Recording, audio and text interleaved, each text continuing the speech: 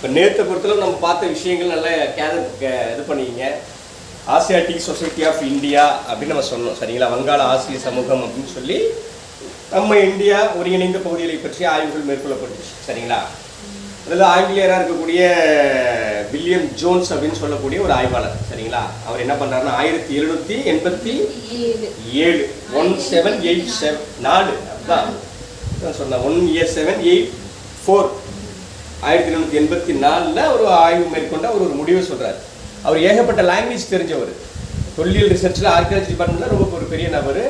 Linguistics ஆராய்ச்சி பண்ணுறாரு, மொழியியல் சார்ந்த ஆய்வு பண்ணுறாரு. அவருடைய ஆய்வில் என்ன சொல்கிறோம்னா, உதாரணத்துக்கு நான் லாஸ்ட் கூட ஷா ஜா ஹா ஷா போன்ற எழுத்துக்கள்லாம் எல்லா மொழியிலையும் மிங்கிளாக இருக்குது, கலந்துருக்குது. அப்போ ஒரு முன்னோடி நாகரிகமாக இருக்கக்கூடியவர்கள் ஆரியர்கள் தான்.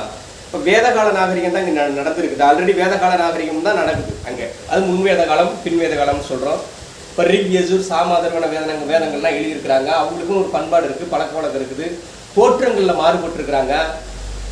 எல்லாமே கம்பேர் பண்ணும் பொழுது உயர்ந்தவர்களாக அவர்கள் பார்க்கப்பட்டார்கள். அதனால தான் என்ன பண்ணுறாரு அப்படின்னு பார்த்தீங்கன்னா, இந்திய நாகரிகம் என்பது ஆரிய நாகரிகமே அல்லது வேதகால நாகரிகமே சரிங்களா அப்படின்னு தான் அவங்க ஃபஸ்ட்டு உலகத்திற்கான தகவல் போகுது. ஸோ செகண்ட் என்ன ஆகுது அப்படின்னு பார்த்தீங்கன்னா, ரிசர்ச் தொடங்க ஆரம்பிக்குது. அதில் இந்தியாவில் ஃபஸ்ட்டு என்ன ரிசர்ச் நடக்குதுன்னா, வேறு யாருமே இல்லைன்னு நினைக்கிறாங்க. வேறு யாரும் பெரிய மன்னர்களாக இல்லை, ஏதோ சிறு நிலக்களார்னு சொல்லுவாங்க, நிலச்சுவாந்தார்னு சொல்லுவாங்க பார்த்தீங்களா. நிலங்களை மிகுதியாக வச்சுக்கிட்டு இருக்கிறாங்க, ஒரு சிற்றரசர் மாதிரி அந்த மாதிரி பர்சன் தான் இருந்திருக்காங்கன்னு நினைக்கிறாங்க. ஆனால் அசோகருடைய கல்வெட்டை பிரின்சர் என்ன பண்ணுறாருன்னா ஆராய்ச்சிக்கு எடுக்கிறார்.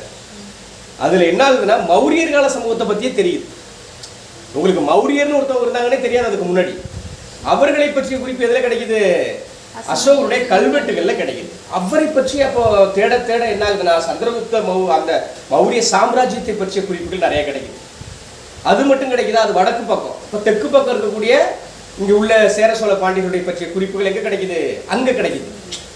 அப்போ அசோகா யாருப்பா அப்படின்னு அசோகரை பற்றி ஆராய்ச்சி பண்ண ஆரம்பிக்கிறாங்க. இவன் என்னடா பெரிய ஆளாக இருக்காரு அப்படின்னு சொல்லி. அதனால தான் ஹெச்சி வெல்ஸ் அவர்கள் என்ன பண்ணுறாருன்னா, ஒரு மின்னும் நட்சத்திரம் போல ஜொலிக்கிறார், உலகத்தில் தனித்துவமாக பிரகாசிக்கிறாருன்னு சொல்லுவார். பல ஆயிரம் நட்சத்திரங்கள்னு அது அந்த வரியை சொல்லுவாங்க. இது ஏன் பல ஆயிரம் நட்சத்திரங்கள்னு சொல்கிறாங்கன்னா, நட்சத்திரங்கள் எவ்வளவு இருக்குது, அதில் தனித்துவமாக ஒரு வெள்ளிக்கோள் போல நம்ம சொல்கிறோம் பார்த்தீங்களா, அதில் பிரகாசமாக ஜொலிக்கிறார் அப்படின்னு சொல்லுவாங்க. ஏன்னா இந்திய வரலாறுல அதுக்கு முன்னாடி இருக்கிற மற்ற மன்னர்களை பற்றிய கருத்து அதில் கிடைக்குது. இங்கே தென்னக பகுதியில் இருக்கக்கூடிய மன்னர்களை பற்றிய கருத்தும் கிடைக்குது. எக்கச்சக்கமான செய்திகள் கிடைக்க ஆரம்பிக்குது சரிங்களா. அதனால தான் ஹெச்சி வெல்ஸ் இந்த வார்த்தையை சொல்கிறார். அப்போ மௌரிய கால சாம்ராஜ்யத்தை பற்றி தெரியுது, தென்னக பகுதியில் ஆட்சி செய்யக்கூடியவர்களை பற்றி தெரியுது. 2ஆம் பாறை கல்வெட்டோ 13ஆம் பாறை கல்வெட்டோ என்ன பண்ணுது? தமிழக மன்னர்கள் பற்றிய குறிப்புகள் நமக்கு கிடைக்குது. அப்போ இங்கே இருக்கக்கூடிய மன்னர்களை பற்றிய குறிப்புகள், அப்போ அதை பற்றி ஆய்வு செய்யணும்னு ஆய்வு செய்ய இறங்க ஆரம்பிக்கிறாங்க. அப்போ தென்னக பகுதிக்குள்ள மூவேந்தர்கள் இருந்தாங்களா, அவங்கள பற்றி போய் ரிசர்ச் பண்ணப்பா, யாருப்பா அவங்கன்னு சொல்லி தேடி வர ஆரம்பிக்கிறாங்க. இப்படி பல ஆய்வுகள் தொடங்க ஆரம்பிக்குது. இதுதான் இதில் இருக்கக்கூடிய அடிப்படை செய்தி. அதுக்கு பிறகு சிந்து சமவெளி நாகரிகம் கூடுதலாக உருவாகுது. சிந்து இண்டஸ் வேல்யூ சிவிலைசேஷன் அப்படின்னு சொல்லுவாங்க இங்கிலீஷில். ஸோ சிவிலைசேஷனில் செகண்ட் அது எப்படின்னா, ஃபஸ்ட்டு சுமேரிய நாகரிகம்னு சொல்லுவாங்க, மெசபடோமியா அல்லது மெசபடோமிய நாகரிகம்னு சொல்லுவாங்க சரிங்களா. அது ஃபஸ்ட்டு வேர்ல்டில், அதாவது வேர்ல்டு ஃபஸ்ட்டு ரொம்ப பழைய நாகரிகம்னு சொல்லுவாங்க. செகண்ட் ஒன்று எதை சொல்கிறோம் அப்படின்னு பார்த்தீங்கன்னா, சிந்து ரிவர் இருக்கக்கூடிய சிந்து சமவெளி நாகரிகத்தை சொல்கிறோம். அடுத்தது எகிப்திய நாகரிகம் சொல்லுவோம். அடுத்தது சீன நாகரிகம் சொல்லுவாங்க சரிங்களா. இப்படி தான் இருக்குது. கிட்டத்தட்ட 25க்கும் மேற்பட்ட நாகரிகங்கள் உண்டு. அதில் இது ரொம்ப முக்கியமான, நம்ம எக்ஸாம் பாயிண்ட் ஆஃப் வியூட நம்ம பார்க்கணும், சப்ஜெக்ட் ஓரியன்டாக ஏதாவது புக்ஸு ரெஃபரோட நம்ம பார்த்தா அந்த 4 நாகரிகத்தை மட்டும் நான் ஏற்கனவே உங்கள்கிட்ட சொல்லியிருக்கிறோம். அது ஒரு பார்ட். இங்கே இந்தியாவை பொறுத்தளவு தொல்லியல் துறை உருவாக்குது. இங்கே இருக்கக்கூடிய ரிசர்ச் ரொம்ப முக்கியமானதாக இருக்குது. அதில் குறிப்பாக பழைய கற்கால சூழலே நிலவிய சூழல் இங்கே கிடைக்குது. ராபர்ட் ப்ரூஸ்பூட் அப்படிங்கிறவர் ஒருத்தர் வர்றாரு. அவர் என்ன பண்ணுறாரு, ஒரு பல்லாவரம், சென்னையில் பல்லவபுரம் அப்படின்னு அதுக்கு பேர், பல்லவபுரம், அதுதான் பல்லாவரம்னு சொல்லிடுறோம். ஸோ அங்கே ஒரு கற்கோடாலி கண்டுபிடிக்கிறாங்க. அப்போ முதல் தொழில் பட்டாயா கூட இருந்திருக்கலாம். கற்கோடாலி வச்சுட்டு என்ன பண்ண போறாங்க, அதை உடைச்சி செதுக்கி அதை பயன்படுத்துவான். அதை வேற ஏதோ ஒரு பயன்பாட்டுக்கு தானே உருவாக்கி கொண்டு. கோடாலி எதுக்கு பயன்படுத்துகிறோம்? உடைப்பதற்கு தானே பயன்படுத்துகிறோம். அப்போ கல்லை வச்சு உடைச்ச காலம் போக அவன் என்ன பண்ணியிருக்கிறான், பழைய கற்கால மனிதர்கள் ஒரு கல்லாலான கோடாலியை உருவாக்கியிருக்கிறான். அதை எடுத்து என்ன பண்ணுறான், கற்களை உடைத்து அதை என்ன பண்ணுறான், ஒழுங்குபடுத்தி அதை வேட்டைக்கு பிற கருவிகளாக வேற எதுக்கோ பயன்படுத்துகிறான். அப்போ அந்த கல் கோடாலி கண்டுபிடிச்சா ஒரு பழைய கற்கால சூழல் நிலவிய பகுதியாக இந்த சென்னை பகுதி, தமிழக பகுதி இருக்குன்னு ராபர்ட் ப்ரூஸ்பூட் அவர் விளக்குறார். அதனாலேயே அவருக்கு என்ன பேர் சொன்னாங்க, இந்திய வரலாற்றுக்கு முற்பட்ட, இந்திய வரலாற்று தந்தையில் இந்திய வரலாற்றுக்கு முற்பட்ட ஆய்வின் தந்தைன்னு சொல்றான். சரிங்களா? இந்திய வரலாறுங்கிறது என்ன அப்படின்னு பார்த்தீங்கன்னா சிந்து சமவெளி நாகரிகத்தோட தான் நிற்குது. ஆனால் இவர் பண்ண ஆய்வு இருக்கு பாருங்க, ஒரு கல் கோடாலி, இந்திய லெவலில் முதல் கோடாலி அது. அப்போ இந்திய வரலாறுங்கிறது எது சிந்து சமவெளியோட நிற்குது, ஒரு 3000 ஆண்டுகளுக்கு முன்னாடி தான் நிற்குது. இன்னைக்கு கம்பேர் பண்ணால் ஒரு 5000 ஆண்டுகளுக்கு முன்னாடி தான் நிற்குது. ஆனால் 15 லட்சம் ஆண்டுகளுக்கு முன்னாடி உள்ள ஒரு கல் கோடாலி கண்டுபிடிக்கிறதுனால வரலாற்றுக்கு முற்பட்ட ஆய்வின் தந்தை என்று அழைக்கப்பட்டார். அப்போ தொல்லியலுடைய முன்னோடியாக இருக்கிறார், தொல்லியலின் தந்தை என்றும் அழைக்கப்பட்டார். சரிங்களா? அதுக்கு பிறகு அத்திரம்பாக்கத்தில் போய் ரிசர்ச் பண்ணுறாங்க. அங்கே கற்கள் இருக்கு பார்த்தீங்களா, அந்த கல்லை என்ன பண்ணுறாங்க, அப்படியே தேய்ச்சிருக்காங்க. உலகின் முதல் தொழில் பட்டறையாக இருக்கலாம். அந்த கற்களை அப்படியே என்ன பண்ணியிருக்காங்க, இப்போ மலைகள் அப்படி தேய்ச்சிருக்கிறாங்க. அப்போ பழைய கற்கால சூழல் நம்ம கண்ணுக்கு நேரம் தெரியுது. அப்போ மனித குல வரலாறுலேயே நாடோடி வாழ்க்கைக்கு பிறகு நாடோடி வாழ்க்கை தான் பழைய கற்காலம். ஒரு இடத்துல குகைகளில் வாழ்ந்துருப்பாங்க, குகைகளில் வாழ்ந்து இருக்கிற குறிப்புகள் கிடைக்குது. அப்படியே பக்கத்திலே பார்த்தோம்னா பரிக்குளம் அப்படிங்கிற ஒரு ஏரியா, குடியம் குகைன்னு சொல்லக்கூடிய பகுதி, அது பழைய கற்கால சூழல் நிலவு பகுதி மாதிரி இருக்குது, இடைக்கற்கால சூழல் நிலவுல பகுதி மாதிரி இருக்குது. ஆய்வுகள் மேற்கொள்ளப்பட்டு வந்துகிட்டே இருக்குது. சரிங்களா? அது அடுத்து பார்த்தீங்கன்னா பையம்பள்ளி. சரிங்களா? பையம் பள்ளி புதிய கற்கால சூழல் கிருஷ்ணகிரியில. அவங்க என்ன பண்றாங்க, ஆமா திருப்பத்தூர் மாவட்டம் பையம்பள்ளி. அவங்க என்ன பண்றாங்க அப்படின்னு பாத்தீங்கன்னா பள்ளம் தோண்டி கீழே தங்கி இருந்திருக்கிற குறிப்புகள் கிடைக்குது, வேளாண்மை செய்து இருக்கிற குறிப்புகள் கிடைக்குது. அப்ப புதிய கற்கால மனிதர்கள் வேளாண்மை தொழிலில் ஈடுபட்டாங்க அப்படிங்கிற செய்தி நமக்கு தெளிவா கிடைக்க வருது. சரிங்களா? சோ அந்த புதிய கற்கால சூழல் இருக்குது. அதை தாண்டி ஆதிச்சநல்லூர், சரிங்களா, பெருங்கற்கால சூழல் இரும்பு கால சூழல் நிலவிய பகுதியா இருக்குது. பூம்புகார் எத்தனையோ 1000 ஆண்டுகளுக்கு முன்னாடி எல்லா நாகரிகத்தையும் விட முன்னோடி நாகரிகம்னு சொல்லக்கூடிய அளவுக்கான ஒரு சூழல் உள்ள பகுதியா இருக்குது. இப்படி தொடர்ச்சியா கீழடி வரைக்கும் ஆய்வுகள் தொடர்ச்சியா போயிட்டு இருக்கு. சரிங்களா? அதுல அப்டேட்ல எனக்கு எந்தெந்த பகுதிகள் ஆய்வு மேற்கொள்ளப்பட்டுச்சுன்னு சொல்லி பார்த்தோம். இன்னைக்கு நம்ம பார்க்கறது என்னன்னா, அப்டேட்ல 8ஆம் கட்ட ஆய்வு எங்க நடக்குதுன்னா கீழடியில நடக்குது. சரியா? அப்ப 7ஆம் கட்டத்துல என்ன ஆய்வுகள் என்ன தரவுகள் கண்டுபிடிக்கப்பட்டுச்சு, நிறைய கண்டுபிடிச்சாங்க. அதுல நம்ம சில முக்கியமான விஷயம் மட்டும் நம்ம பார்க்கணும். எக்கச்சக்கமானது இருக்குது. பட் நமக்கு தங்கம் தென்னரசு அவர்கள், சரிங்களா, அமைச்சர் கொடுத்த அறிவிப்புப்படி இந்த செய்திகளை நம்ம அழகா பார்க்கணும். சரிங்களா? அது புரிஞ்சுங்க. ஏன்னா இதுல இருந்து எப்படிலாம் கொஸ்டின்ஸ் வரும் அப்படின்னு சொல்லி நம்ம பார்க்கணும். சரிங்களா? இதுல என்னன்னா உரைக்கிணறு ஏற்கனவே கண்டுபிடிச்சதுதான். ஆனா உரைக்கிணறுல என்ன ஒரு பெரிய அதிசயமான விஷயம் அப்படின்னு பாத்தீங்கன்னா, ஒரு கிணறு ஒன்றில மீன் உருவம் உள்ளது. அப்ப எப்படி கொஸ்டின்ஸ் கேட்பான், உரைக்கிணறில் மீன் உருவம் கிடைத்த தொல்லாய்வு பகுதி எது அப்படின்னு கொஸ்டின்ஸ் கேட்கலாம். ரொம்ப டெப்தா போனா கேட்கலாம். பிஜிடிஆர்பிக்கு கம்பல்சரி இப்படிதான் கொஸ்டின் கேட்பான். சரியா? நீங்க கவனிச்சுக்கணும். அப்ப மீன் உருவம் இருக்குன்னா மீன் யாருடையது, பாண்டியருடைய சின்னமாக இருக்குது. அப்போ உரைக்கிணற உருவாக்குறதே பெரிய அதிசயமான விஷயமா இருக்கும் பொழுது அதுல ஒரு மீன் உருவம் பொறித்த உரைக்கிணறுங்கிறத ஏற்றுக்கொள்ளும்பா. அதாவது அந்த அளவுக்கு தொழில்நுட்ப டெக்னாலஜிக்குள்ள அவங்களுடைய ஒர்க்லோடு பிஸியா இருந்திருக்கு. சரிங்களா? அதுதான் அதுல உள்ள விஷயம். அப்போ கீழடியில 7ஆம் கட்ட ஆய்வுல நமக்கு மீன் பல அடுக்குடைய உரைக்கிணறு கிடைச்சா அதுல மீன் உருவம் ஒன்று இருக்கிறது ரொம்ப முக்கியமான விஷயம். கொள்கலன் 4.3 மீட்டர் அளவுல கொள்கலன்னா என்ன, நம்ம சாதாரண பாத்திரம் இருக்கு பாத்தீங்களா, அது மாதிரி கொள்ளும் கலன். சரிங்களா? கொள்கலன் 4.3 மீட்டர் அளவுல குழுதாடின்னு ஒரு பக்கத்துல ஒரு கிராமம். சரிங்களா? குழுதாடிங்கிறது பக்கத்துல ஒரு சின்ன கிராமம், அந்த கிராமத்துல கண்டெடுத்திருக்காங்க. அதை விட ரொம்ப முக்கியமான விஷயம் முத்திரையிடப்பட்ட நாணயங்கள்.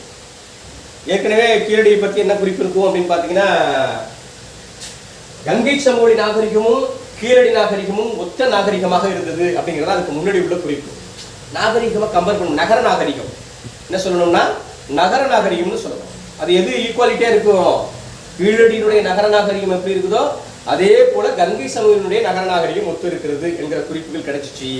அதை தாண்டி என்ன அப்படின்னு பாத்தீங்கன்னா, கங்கை சமவெளியை சேர்ந்த முத்திரை நாடுகள் நிறைய கிடைக்குது. அப்ப வணிக தொடர்பு இருந்திருக்குன்னு அர்த்தம். யாருக்கு, வடபகுதிக்கும் தென்னக பகுதிக்கும் ஒரு பிசினஸ் லிங்க் கடுமையா இருந்திருக்குது. அப்ப முத்திரையிடப்பட்ட நாணயங்கள் யாருடைய கிடைச்சிருக்குது. அப்ப கொஸ்டின்ஸ் எப்படி கேட்பா, கங்கை சமவெளியை சார்ந்த நாணயங்கள் கிடைக்கப்பட்ட இடம் எது, சிம்பிளா கேட்டுக்கிடுவோம். கீழடி நம்ம கண்ணுக்கு நேரம் தெரியும், பட்டு நம்ம என்ன பண்ணிடுவோம், அந்த நாள்ல இதுவா அதுவாங்கிறதுல டயர்ட் ஆயிடுவோம், ஃபீல் ஆயிடுவோம். அதனால நல்ல ஞாபகம் வச்சுக்கோங்க. இந்த கங்கை சமவெளின்னு சொன்னாலே 2 வேர்டு நான் ஏற்கனவே சொன்னேன். கங்கை சமவெளி நகர நாகரிகத்திற்கு நிகரான, சரிங்களா, தமிழகத்து நகர நாகரிகம் எதுன்னு கொஸ்டின்ஸ் கேட்கலாம். அது என்ன சொல்லுவீங்க, கீழடின்னு சொல்லணும். கரெக்டா நல்லா அப்சர்வ் பண்ணிங்க. ஓகேவா? கம்பேரிட்டிவா கேட்பான். கீழடியுடைய நகர நாகரிகம் எப்படிப்பட்டது, கங்கை சமவெளி நாகரிகம் ஒத்ததாக இணையான நகர நாகரிகமாக காணப்படுகிறது அப்படின்னு நம்ம புரிஞ்சுக்கணும். முத்திரையிடப்பட்ட நாணயங்கள் கிடைத்ததன் வழியா கங்கைக்கு சமவெளியோடு தொடர்பு. இப்போ என்ன இருக்கும், ஃபுல் அண்ட் ஃபுல்லா பிசினஸ் தான், சரிங்களா? வணிக தொடர்பு நிகழ்ந்திருக்கக்கூடிய பகுதியாக இருக்கும். ஏன்னா இங்க முத்திரையிடப்பட்ட நாணயங்கள் இங்கே நமக்கு எதுக்கு தேவை? நாணயம் எதுக்கு? பண்டமாற்று தானே, பண்டத்தை பணமாக்குவது பணத்தை பண்டமாக்குவதுன்னு எக்கனாமிக்ஸ்ல சொல்லுவான், சரிங்களா? ஸோ அது மாதிரி உங்களுக்கு அந்த பொருளை கொடுத்து எடுக்கிறது, சரிதானே? அதனால அதை கொஞ்சம் கவனத்தில் வச்சுக்கணும். கீழடியிலிருந்து பக்கத்திலே இருக்கு கொந்தகை. ஏன் எழுதி போடுறோம்னா, இப்போ நம்ம கீழடியை பேசிக் பார்த்தோம், நிறைய செய்தி இருக்கு கீழடியை பற்றி, சரிங்களா? கொஞ்சம் கொஞ்சமா உங்களுக்கு கொடுப்போம். ஏன்னா மிக முக்கியமான செய்திகள் கொடுக்கணும். ஒரு தந்தம் இருக்குல்ல, தந்தம், யானை தந்தம், யானை தந்தத்திலான சீப்பு இருக்குது. இந்த மாதிரி ஆயிரக்கணக்கான கிட்டத்தட்ட 15-20,000க்கும் மேற்பட்ட பொருள் இருக்குது. அருங்காட்சியகத்தில் நம்ம ஒரு நாளைக்கு போயிட்டு வரணும்னு வச்சுங்களேன். இந்த மாதிரி நிறைய செய்திகள் இருக்கு. ரொம்ப பேசிக்கா கொஞ்சம் கொஞ்சமா புரிஞ்சுக்கிட்டு வருவோம். கீழடியிலிருந்து கொந்தகை பக்கத்திலே, கீழடியிலிருந்து கொந்தகைங்கிறது பக்கத்திலே ஒரு 1-2 கிலோமீட்டர்ஸ்ல இருக்கக்கூடிய ஏரியா. இங்க என்ன பாருங்கன்னா, ஏகப்பட்ட முதுமக்கள் தாலி கிடைச்சிருக்கு. இப்போ முதுமக்கள் தாலினா என்ன நமக்கு தெரியும், இறந்து போனவர்களை புதைக்கிறவர் வழக்கமுடையவர்களாக தமிழர்கள் இருந்தார்கள். இதே கான்செப்ட் எங்க இருக்கும், சிந்து சமவெளியில இருக்கும். முதுமக்கள் தாலின்னு சும்மா சொல்றது இல்லை, இது ஒரு குறிப்பிட்ட இடம் மட்டும்தான் அது ஃபாலோ பண்ணிருக்கு. மற்றவங்க என்ன பண்ணிருக்கானே தெரியல, சரிங்களா? அதனாலதான் முதுமக்கள் தாலிகளை மிக முக்கியத்துவம். உள்ளுக்குள்ள எலும்பு கூடுகள் இருக்கும், அதை வச்சு ரிசர்ச் பண்ண எத்தனை ஆயிரம் ஆண்டுகளுக்கு முன்னாடி உள்ளது அப்படின்னு சொல்றான், சரிங்களா?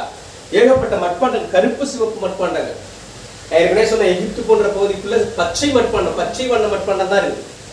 அப்ப கருப்பு சிவப்பு பானைகள் இருக்கு. அந்த பானைகள் என்னைக்கு உங்களுக்கு இன்னைக்கு அந்த முழு பானை அப்படியே இருக்கு. 2000-3000 வருஷத்துக்கு முன்னாடி ஒரு மட்பாண்டம் உருவாக்கியிருக்காங்க. அது இன்னைக்கு எப்படி இருக்க முடியும்? செதஞ்சு போயிருக்க கூடாதா? மண்ணு தானே, மண்ணாலான ஒரு கொள்கலன் தானே, ஒரு பொருள் தானே, செதையாம எப்படி இருக்கு இன்னும்? அப்ப என்ன ஸ்டாக், என்ன அது எப்படி சொல்றது, என்னென்ன இணைச்சிருப்பா, அதுல மிங்கிள் பண்ணிருப்பான், இணைச்சு ஒன்று பண்ணியிருப்பான். அதனால அந்த மாதிரியான விஷயங்கள் கருப்பு சிவப்பு மட்பாண்டங்கள் உலக அளவில் கம்பேர் பண்ணும்போது இது சின்ன சமூக ஒட்டி தான் இருக்கும். இங்க உள்ள டெக்னாலஜி தான் அவன் புரிஞ்சு வச்சிருக்கிறான் அப்படின்னு சொல்லுவாங்க.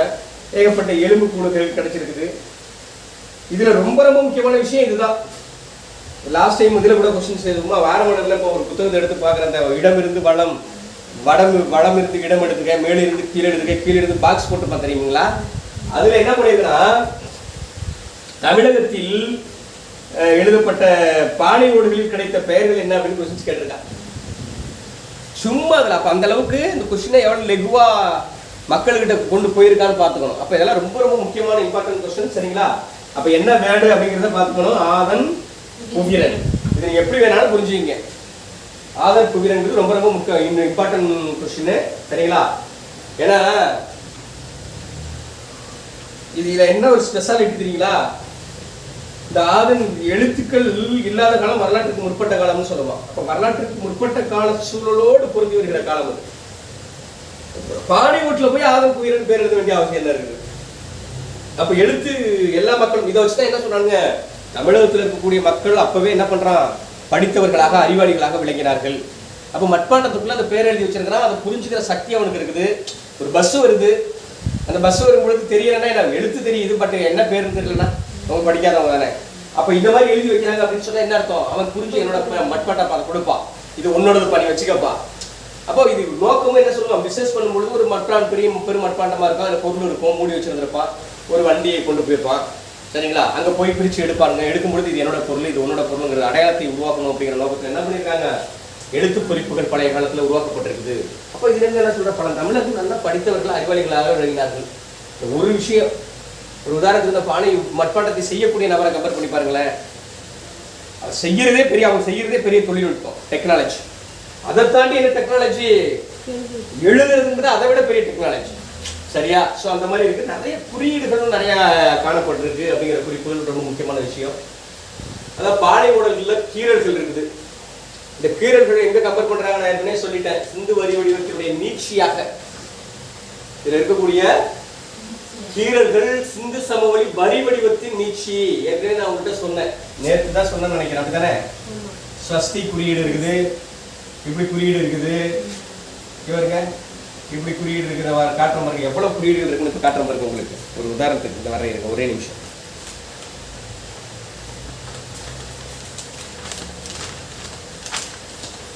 இல்லை பாருங்க, இவ்வளவு குறியீடுகள் இருக்கு பாருங்க. சிந்து சமவெளிக்கு நமக்கு உள்ள குறியீடு நான் அப்படியே கம்பேர் பண்ணி எழுதி போடுறேன்.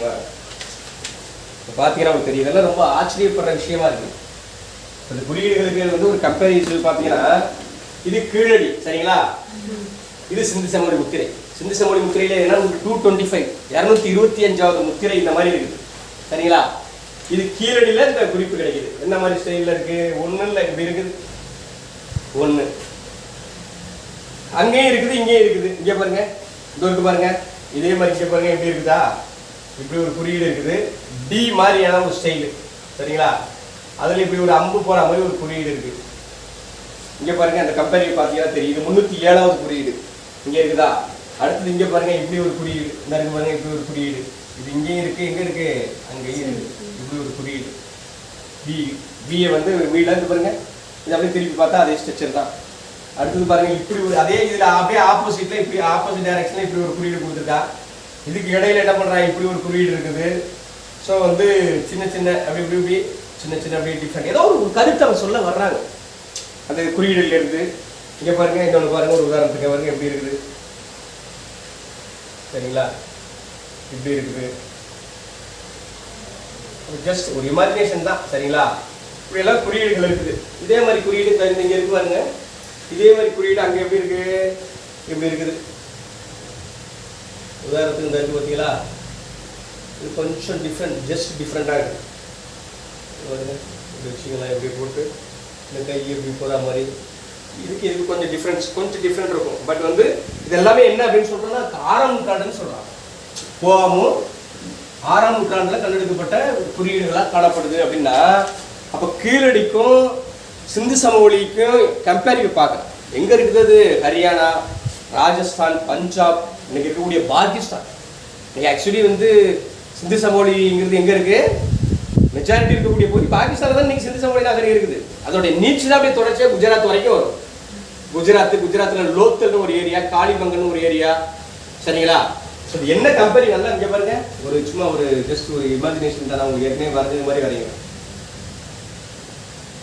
ஒரு இந்தியா மாதிரி இருக்குல்ல, அவ்வளோதான். ஜஸ்ட் இதை வச்சு ஞாபகம் வச்சுக்கோங்க. ஒரு இந்தியான்னு வச்சுங்களேன், சும்மா ஒரு எக்ஸாம்பிளுக்கு இதுதான் இந்தியா இப்போதைக்கு சரியா. ஹரப்பா எங்க இருக்குன்னா இங்க இருக்கு, இந்த இடத்துல இருக்கு ஹரப்பா. ஹரப்பா நாகரிகம் என்ன பண்ணுன்னா பாகிஸ்தான்ல தான் இன்னைக்கு இருக்கக்கூடிய பாகிஸ்தான்ல தான் இருக்குது. அப்போ பாகிஸ்தான் இந்தியாவில் ஒன்றா ஒருங்கிணைந்த பகுதியாக இருந்தாலும் வங்காள சொசைட்டி இந்த ஏரியாவில் நம்ம இருக்கிற இந்தியாவை என்ன சொல்லுவாங்கன்னா கிழக்கு ஆசியான்னு சொல்லுவாங்க. மத்திய ஆசியா கிழக்கு ஆசியான்னு சொல்றோம்ல. ஸோ சீனா இந்த இடத்துல சீனா இருக்கும், இது மத்திய ஆசிய பகுதி. இங்க உள்ள ஒரு மொழி இருக்குது, சீனாவுக்கு முன்னாடி மத்திய ஆசிய பகுதியில் சித்தின்னு ஒரு மொழி இருக்குது. அந்த மொழியோடு நம்ம மொழி பொருந்தி வரும். நிறைய ஹிஸ்டரி போயிட்டே இருக்குன்னு வச்சுங்களேன். இங்க நம்ம என்ன கம்பேர் பண்றோம்னா, இந்த இடத்துல இருக்குது பஞ்சாப், இங்க இருக்குது ராஜஸ்தான், இங்க இருக்குது குஜராத், இங்க இருக்குது சரிங்களா. இப்படி ஒரு நீட்சியா இப்படி ஒரு பரவல இந்த எல்லைக்குள்ள உட்பட்ட ஒரு நாகரிகம் தான் சிந்து சமவெளி நாகரிகம். தமிழ்நாடு எங்க இருக்கு, இங்க இருக்கு தமிழ்நாடு. இதெல்லாம் இருக்கு தமிழ்நாடு.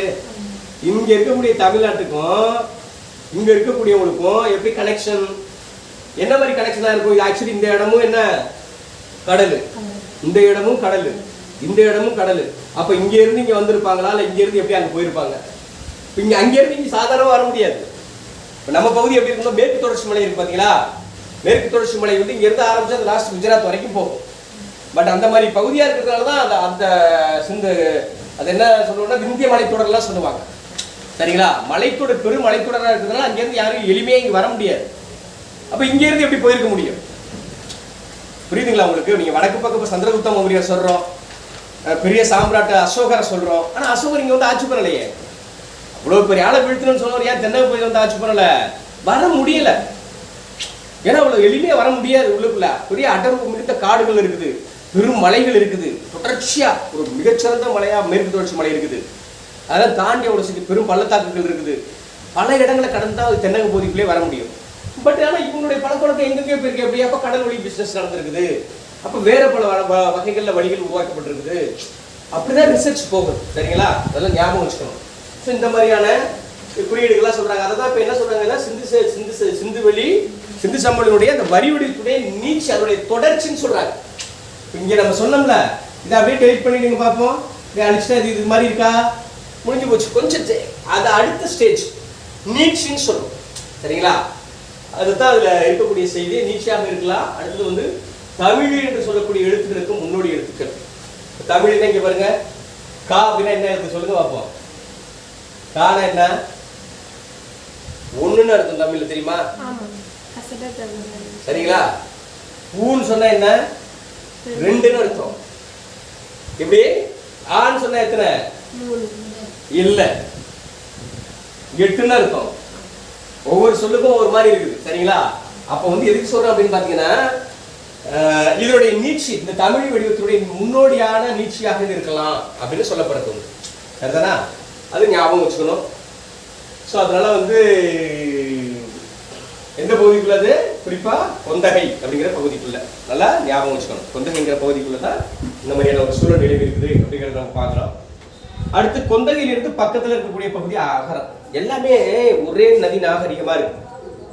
ஒரு ஊர் இருக்குன்னா பக்கத்துல மன்னார்குடி இருக்குது, பட்டுக்கோட்டை இருக்குது, அதராம்பட்டினம் இருக்குது, அப்படியே முத்துப்பேட்டை இருக்குது. புரியுதுங்களா? இது ஒரு ஏரியா. பட் அதை விட ரொம்ப ரொம்ப கிட்ட கிலோமீட்டர்ஸ்ல வெவ்வேறு ஏரியாவா இருக்குது, வெவ்வேறு கிராமங்களா இருக்குது.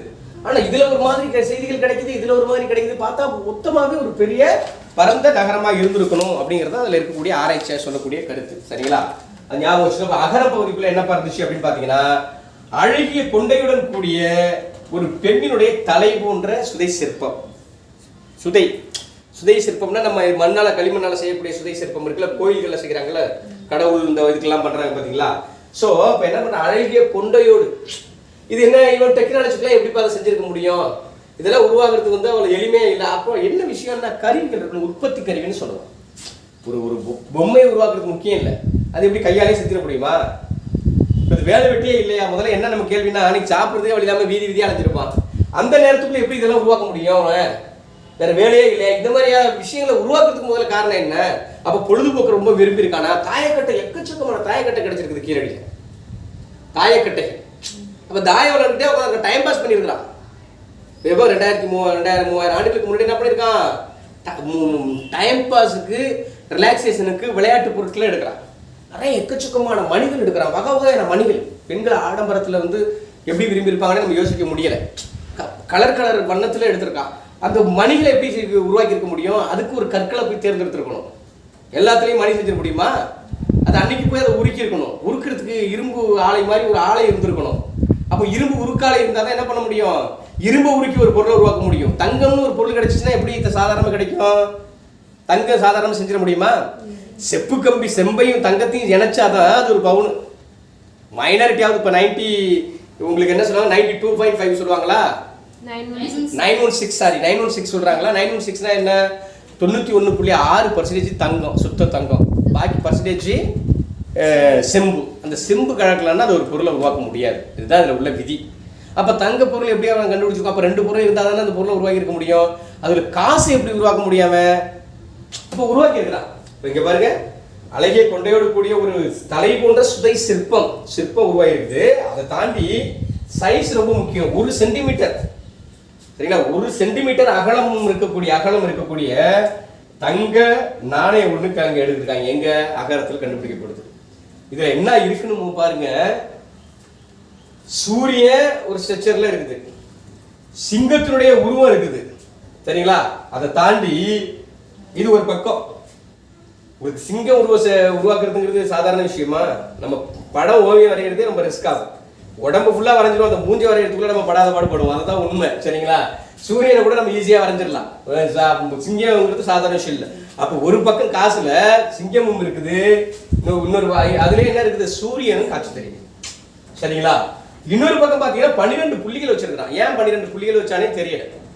அடுத்தது என்ன? 2 காலு 2 கைகள் கொண்ட ஒரு உருவம் இருக்கு. 2 கை 2 காலுடைய ஒரு உருவம் இருக்கு. ஸோ ஆக்சுவலி அதை பத்தி ஆய்வு பண்ணி என்ன சொல்றாங்க? வீரராயனுடைய பணம் அப்படின்னு சொல்றாங்க. வீரராயன் பழைய ஆய்வாளர், ஆராய்ச்சியாளர், ஒரு தலைமை இருந்திருக்கலாம், அவருடைய பணமாக அது இருந்திருக்கலாம் அப்படிங்கிறது தான் இன்னைக்கு சொல்லக்கூடிய ஆய்வுடைய முடிவு. அப்போ கொஸ்டின்ஸ் எப்படி கேட்பான்? வீரராயன் பணம் என்பது எப்படி இருக்கும்? ஒரு சூரியன், ஒரு புறத்தில் சூரியனும் சிங்கமும் இருக்கும், மறுபுறத்தில் 12 புள்ளிகளும் 2 கை 2 கால்களை உடைய ஒரு உருவம். அது யாருன்னு தெரியல. அது வீரராயன் பணமா இருக்கலாம். அப்ப எந்த இடத்துல கண்டுபிடிச்சிருக்காங்க? அகரம். சரிங்களா? அகரம் என்கிற பகுதிக்குள்ள இந்த இதை வந்து கண்டுபிடிச்சிருக்கிறாங்க. இந்த ஏரியாக்குள்ள இன்னொரு விஷயமும் இருக்குது. கையை அடக்கிறதுக்குள்ள ஒரு கல், ஒரு கையை அடக்க கல் மாதிரி ஒரு கல் எடுத்துருக்குறாங்க. இந்த கல் எதுக்கு பயன்பட்டுருக்கும்னு சொல்லி ஆராய்ச்சியாளர்கள் ஆராய்ச்சி பண்றாங்கன்னா, அது கொஞ்சம் கிழிக்கிற மாதிரியான கல்லா இருக்குது. புரியுதுங்களா? கிழிக்கிற மாதிரி ஏதோ ஒரு கல்லை வச்சு கையை பிடிச்சிட்டு கிழிக்கணும் அந்த மாதிரி. அப்ப அதை வச்சு அவன் என்ன கம்பேர் பண்றான்னா, விலங்குகள் வேட்டையாடி கொண்டு வர்ற விலங்குகள் இருக்குல்ல, அல்ல விலங்குகளை அறுக்குறாங்கல்ல, இன்னைக்கு கத்தி வச்சு ஆடெல்லாம் வெட்டுறாங்கல்ல, ஆடு மற்ற உயிரினங்கள்லாம் இது பண்றாங்க பாத்தீங்களா, அது போல கல் இருக்குது, அது விலங்குகளை அறுக்க பயன்பட்டு இருக்கலாம், அதுவும் இங்க கிடைச்சிருக்குது. இடைக்கற்கால சூழலா கூட இருக்கலாம் அப்படின்னு சொல்றாங்க. சரிங்களா? இப்போதைக்கு நம்ம காலத்தை பொறுத்தளவு இரும்பு கால பயன்பாட்டு சூழல் அப்படிங்கிறத நம்ம புரிஞ்சுக்கணும். ஸோ இது வந்து இதுல உள்ள செய்தி. இதுல எதுவும் குழப்பம் இருக்கா? இல்ல. Right, okay. இப்ப நம்ம கொஸ்டின்ஸ் கேட்பாங்க. சரியா? ஒரு உதாரணத்துக்கு ஆதன் குவீரன் என்று எழுதப்பட்ட மட்பாண்ட ஊர்கள் கிடைக்கப்பட்ட ஊர் பேர் என்ன? கீழடியிலிருந்து கொந்தகை என்று சொல்லக்கூடாது. கீழடியிலிருந்து கொஞ்சம் தூரம் போனோம்னா கொந்தகை. அதை நம்ம புரிஞ்சுக்கணுங்கிறது தான் இது இப்படி ஒரு மெத்தட்ல கொடுத்தது. கொந்தகை கேள்வி கேட்டா டக்குன்னு பதில் சொல்லணும். அந்த இடத்துல கீழடின்னு கொடுத்துருப்பான். கீழடி இருந்து கொந்தகைன்னு கொடுக்கலையே, பிரபு சார் சொல்லலையே, இருந்தாலும் நம்மளை ஏமாத்திட்டான், பாடம் ஒழுங்கா எடுக்கலையேன்னு சொல்லக்கூடாது. சரியா? கீழடியிலிருந்து கொந்தகை இருக்குது, கொந்தகையிலிருந்து அகரம் இருக்குது, அகரத்திலிருந்து பக்கத்துல மணலூர்னு ஒரு ஊர் இருக்குது. மன்னார்ல இருந்து திருவாரூர் இருக்கு, திருவாரூர்ல இருந்து நாகப்பட்டினம் இருக்கு, நாகப்பட்டினம் அடுத்து என்ன இருக்குது? என்ன இருக்குது? கடல் இருக்குது. நாகப்பட்டினம் கடல் தானே?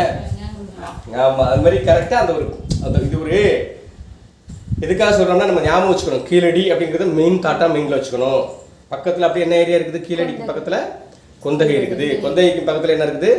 அகரம் இருக்குது, அகரத்துக்கு பக்கத்துல என்ன இருக்குது? இப்ப நான் சொல்ல போற ஊர் இருக்குது, மணலூர் அப்படிங்கிற ஊர் இருக்குது. ஞாபகம் வச்சுங்க. ரைட். அதுக்கு இடையில கொற்கையை பத்தி வேற ஒரு இது இருக்கு. சரிங்களா? சரி, இதுல வந்து ஒரே ஒரு செய்தி, பொது செய்தி சொல்றான். கீழடி இருங்க வர, நான் எழுதி போட்டுறேன், அதுக்கு பிறகு சொல்லிடுறேன். மணலூர் எழுதி போட்டுருவோமா? ஆமா. இப்போ மணலூர் அங்கிருந்து ஒரு ஜஸ்ட் ஒரு கிலோமீட்டர் தான் சொல்லலாம் மணலூர். சரிங்களா? அது எழுதிங்க. மணலூர் கீழடியிலிருந்து பக்கத்துல தான், எல்லாம் பக்கம் பக்கம் தான் சொல்றேன். இது 1 கிலோமீட்டர் கொடுக்குறான். சரிங்களா? ஆக்சுவலி திருவோணத்துல இது ரொம்ப முக்கியமான விஷயம், ஞாபகம் வச்சுக்கணும். 2023 சரிங்களா? மார்ச் 5 என்னது? கீழடி அருங்காட்சியகம் உருவாக்கப்பட்ட நாள். கீழடி அருங்காட்சியகம் உருவாக்கப்பட்ட ஆண்டுன்னு கூட கொஸ்டின் கேட்பான். எந்த கொஸ்டின் சொன்னாலும் கேட்கலாம், அதை ஞாபகம் வச்சுக்கோங்க. இப்போ மாணவர்கள் இங்கே நிறைய செய்திகள் நமக்கு கிடைக்குது. இதில் நமக்கு கிடைச்சது ரொம்ப முக்கியமான விஷயம் என்ன அப்படிங்கிறத நம்ம கொஸ்டின் பாயிண்ட் ஆஃப் வியூ மட்டுமே பார்க்குறோம். என்ன அப்படின்னு பார்த்தீங்கன்னா, 2200 ஆண்டுகளுக்கு முற்பட்ட தொல்லியல் பொருட்கள். சரிங்களா?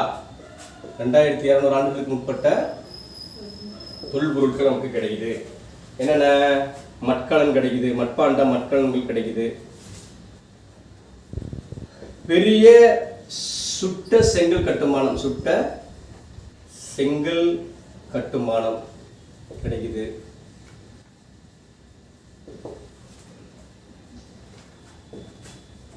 துளையிடப்பட்ட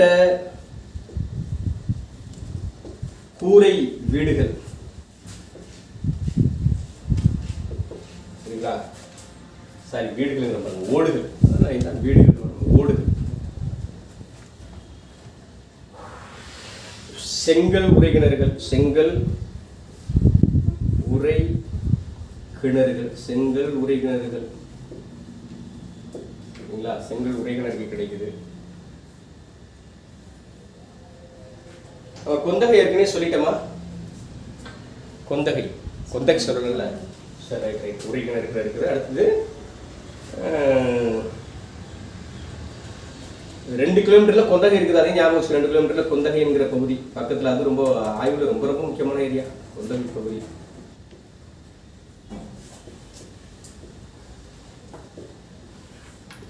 ஈம தாளிகள். ஈமத்தாளின்னா என்ன? முதுமக்கள் தாளி சொல்றோம்ல, ஈமத்தாளிகள் சிதைந்து கிடக்குது.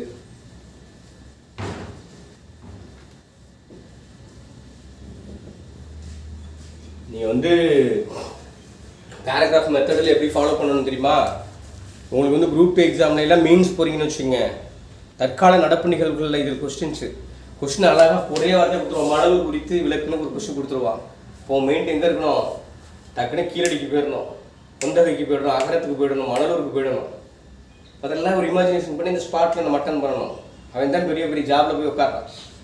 சரிங்களா? சைரன் வச்சு கார்ல எல்லாம் போகிறான். சரிதானே? அதனால அதெல்லாம் கவனத்தில் வச்சுக்கணும். ஈமத்தாய்கள் சிதைந்து கிடக்குது. ஓகேவா? இது ரொம்ப ரொம்ப முக்கியமான விஷயம். சுடுமண்ணால் உருவாக்கப்பட்ட உலை, சுடுமண்ணால் ஆன உலை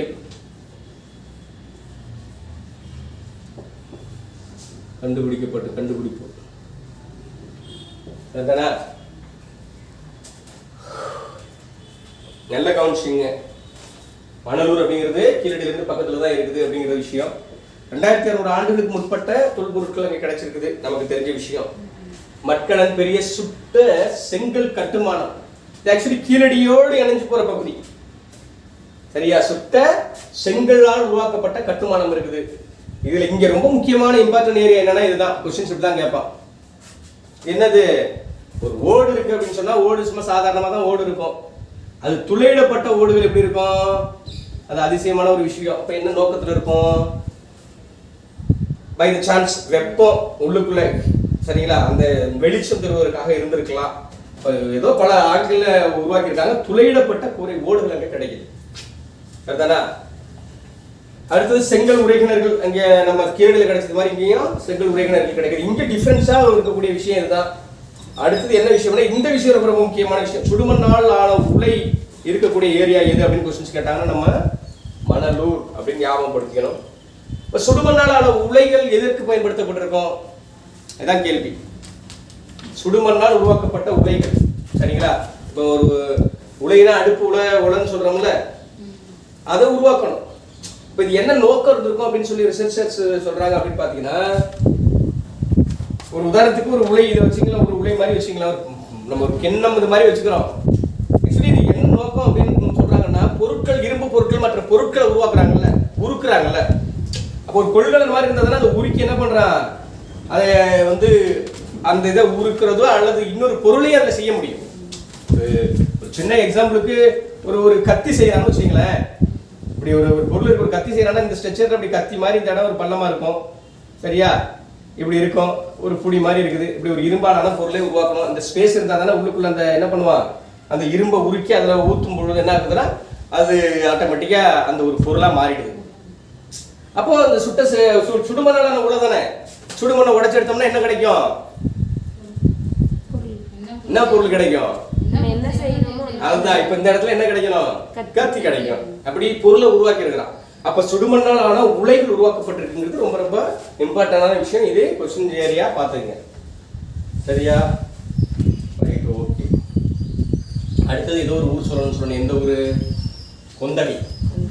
சரிங்களா? ஏற்கனவே கொந்தகையை பற்றி ஏற்கனவே உங்களுக்கு சொல்லியிருப்பேன். என்ன சொல்லியிருக்கேன்னு பாருங்க.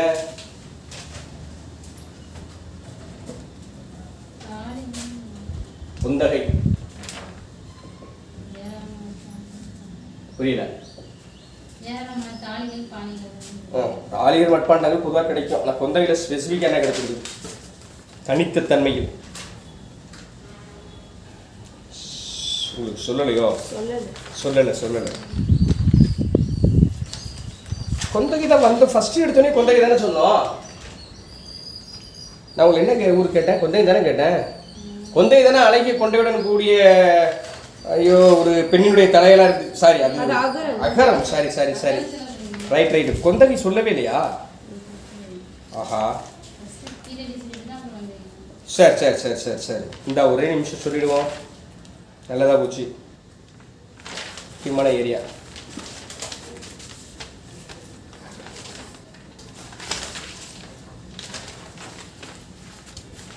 கொந்தகை சொல்லவே இல்லையா?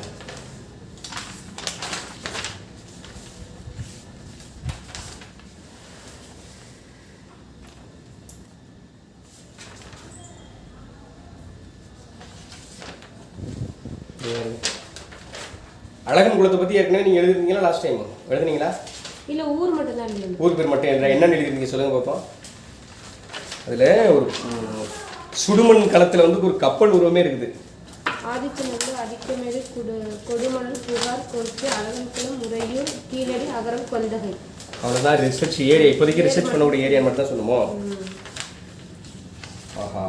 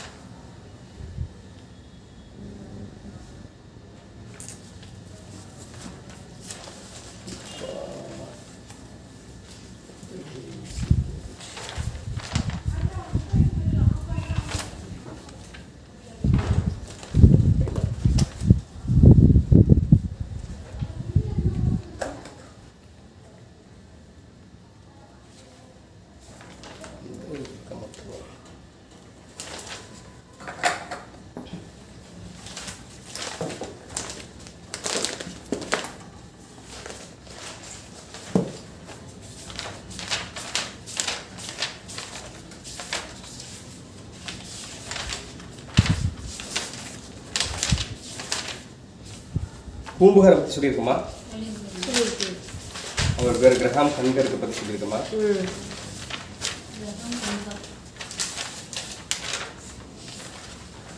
ஆதிச்சநல்லூரை பற்றி சொல்லியிருக்கோமா? ஆதிச்சநல்லூரை பற்றி என்ன சொல்லியிருக்கிறோம்? ஒரு நெற்கதிர் இருக்குது, நெற்கதிரை ஒரு பெண்ணை வச்சுருக்காங்களா? தமிழ்நாட்டில் பண்பாட்டு தொற்றில் என்று அழைக்கப்படுகிறது. அது கொற்கையில் தன்பொருணை நாகரிகம். சரி, ஆதிச்சநல்லூர் அந்த ஏரியாவில் வருது தான். அதில் கொக்கு நீண்ட கொம்புடைய மானு, அதுதான் ரொம்ப முக்கியம். இதெல்லாம் கொஸ்டின்ஸில் எப்படி கேட்பாங்கன்னா, கொந்தை ஆக்சுவலி வந்து புதை மேடு அப்படின்னே சொல்கிறாங்க. புதை மேடு எப்படி இந்த ஏரியா மிஸ் ஆனிச்சு எனக்கு தெரியலையே.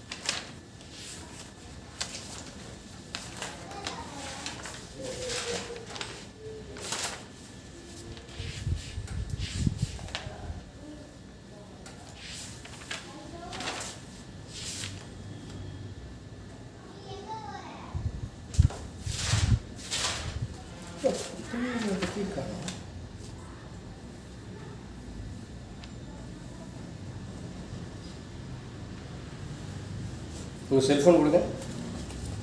அது நெட் இருக்கா? அப்படியே கொந்தகைன்னு டைப் பண்ணுங்களேன். Just 1 second. எங்கே எனக்கு மிஸ் ஆனிச்சு? வேறு எங்கேயோ தனியாகவே எழுதி சொல்லுங்க. இருக்கா?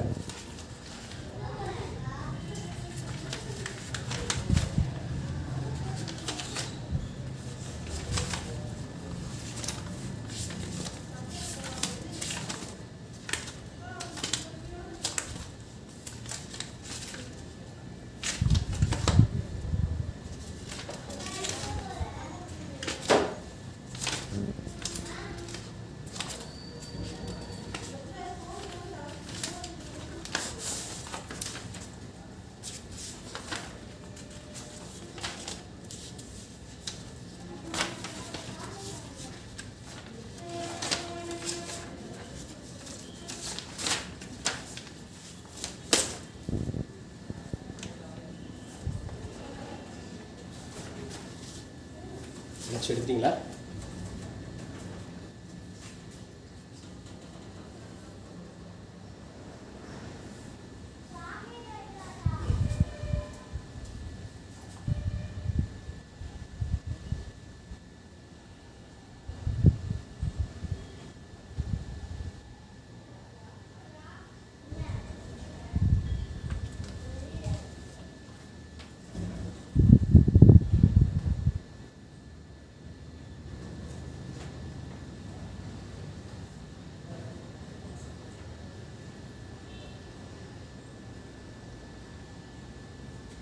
சரி, இதில் இருக்கக்கூடிய இது முதுமக்கள் தாலி தான்.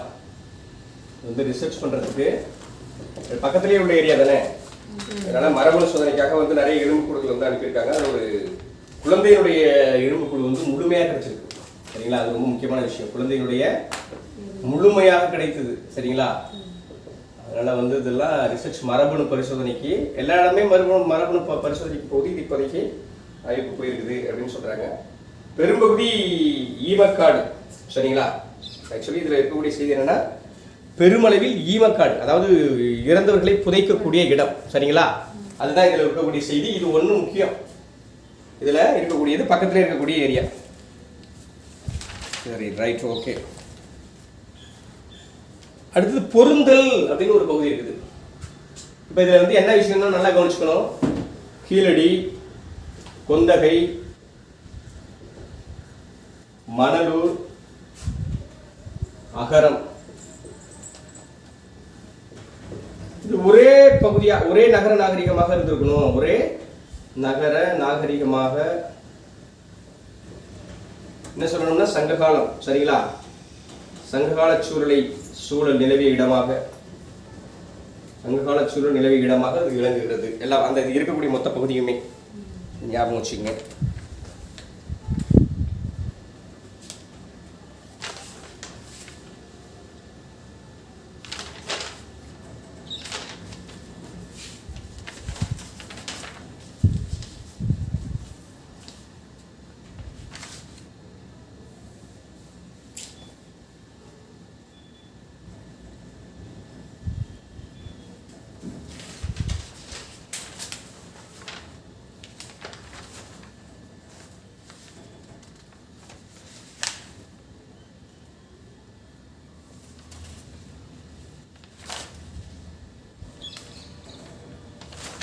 இது பார்க்குறேன், ஒன்று மிஸ் ஆகுது.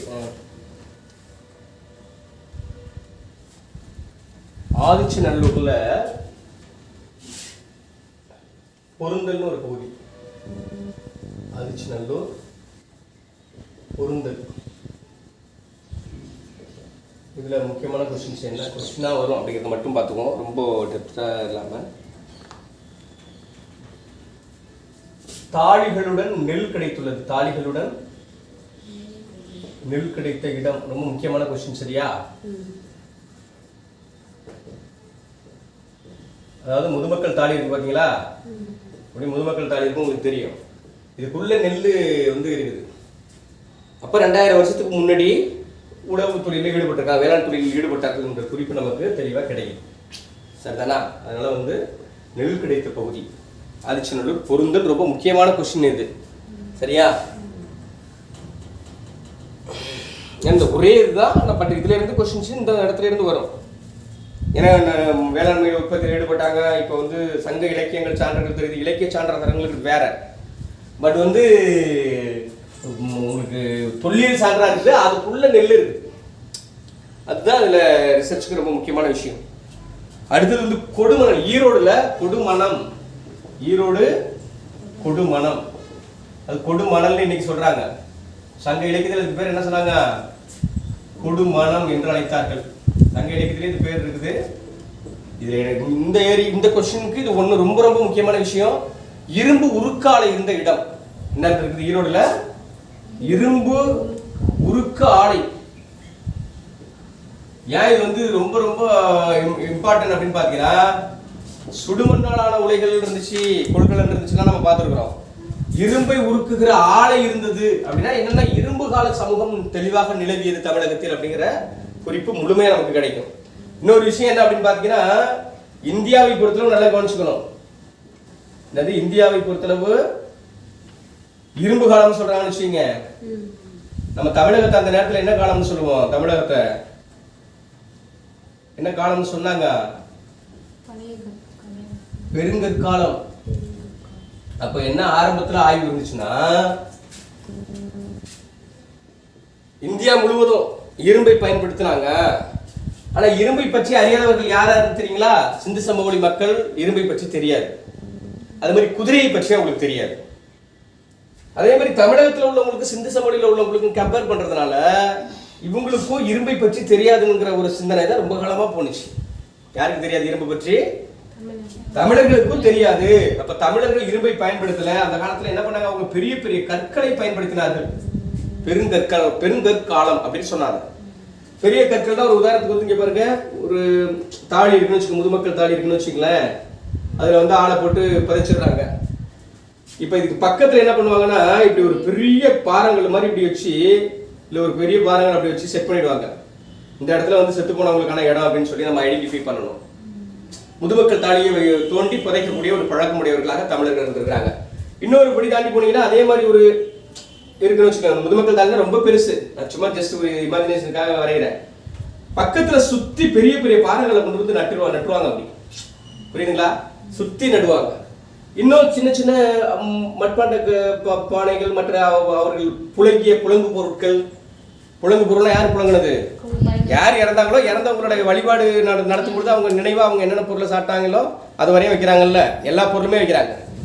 அப்போ அந்த மாதிரியான பொருள்களும் வச்சிருப்பாங்க. பெரிய பெரிய கல்லை பயன்படுத்தின காலமா இன்னைக்கு இருந்துச்சு. அப்போ இந்தியாவில் இரும்பு காலம்னு சொல்லக்கூடிய காலகட்டம் தமிழகத்தில் பெருங்கற்கால காலகட்டம், பெருங்கற்காலம் என்றே அழைக்கப்பட்டுச்சு. அப்ப ஆரம்ப காலகட்டத்தில் என்ன சிந்தனை இருந்துச்சுன்னா, தமிழர்களுக்கு இரும்பை பற்றிய அறிவு இல்லை, இரும்பை பற்றி தெரிந்திருக்கவில்லை அப்படிங்கிறதான் ஆய்வு.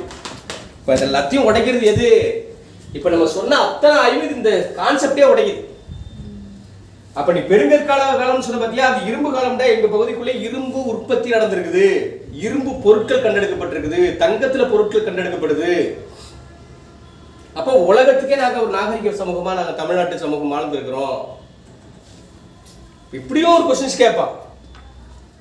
இந்தியாவில் இரும்பு கற்காலம்னு சொல்லுவாங்க, இரும்பு காலம்னு சொல்லுவா, இரும்பு கற்காலம்னு சொல்லுவா. இந்தியாவில் இரும்பு கற்காலம் என்பது தமிழகத்தில் என்ன காலம் கீழ்கண்டவற்றுள் எவைன்னு கேட்பான்.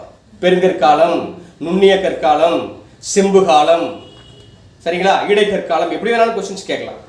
அப்ப நல்லா புரிஞ்சுக்கணும். அப்ப இந்தியாவில் இரும்பு காலம் என்று சொன்னது, தமிழகத்தில் பெருங்கற்காலம் என்று சொன்னார்கள். காரணம் என்னப்பா? காரணம் கூற்றுல கூட கேட்கலாம்.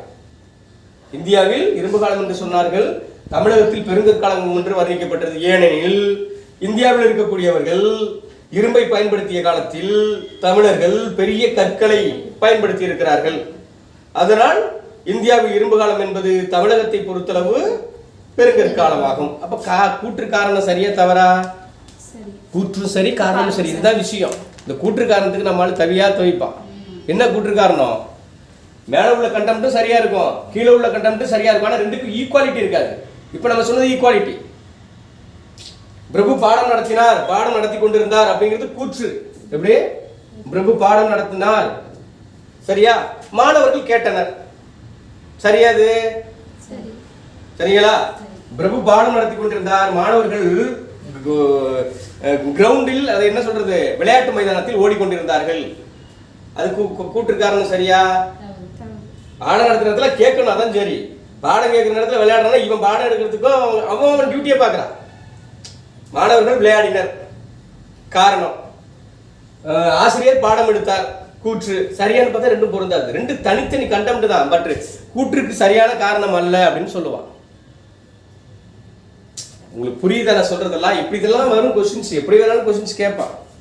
ஸோ அதெல்லாம் பார்த்துக்கலாம். சரி, ரைட், ஓகே. இப்போ இது எதுக்காக இவ்வளவு டெப்தா நான் சொல்லிட்டு இருக்கேன்னா, இந்த கால சூழலை ஞாபகம் வச்சுக்கணும். இரும்பு கற்கால சூழல் நம்ம பகுதிக்குள்ள நிலவணுங்கிறத நிறுவனத்து தான் இவ்வளவு ஆய்வுகள், சரியா? அப்ப அதை விட தாண்டி இந்த ஏரியாவில் என்ன இருக்குது? இரும்பை உருக்குகிற ஆலைகள் இருக்குது, சரிங்களா? அப்ப இரும்பு உருக்கக்கூடிய தொழில் பட்டறைகள் இருக்குது. அப்ப டெக்னாலஜிக்கலா டெவலப் ஆயிருக்கிறான். அப்ப இரும்பு பொருளே இல்லாம இருந்திருக்கும்.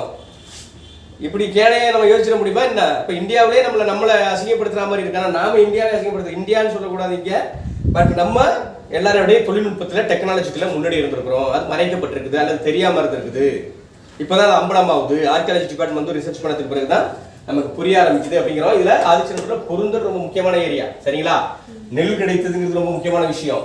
அதே மாதிரி ஆதிச்சநல்லூரை பத்தி ஏற்கனவே நான் ஒரு விஷயம் சொல்லியிருக்கிறேன். என்ன விஷயம்? அங்க என்ன ஓவியம் இருந்துச்சு?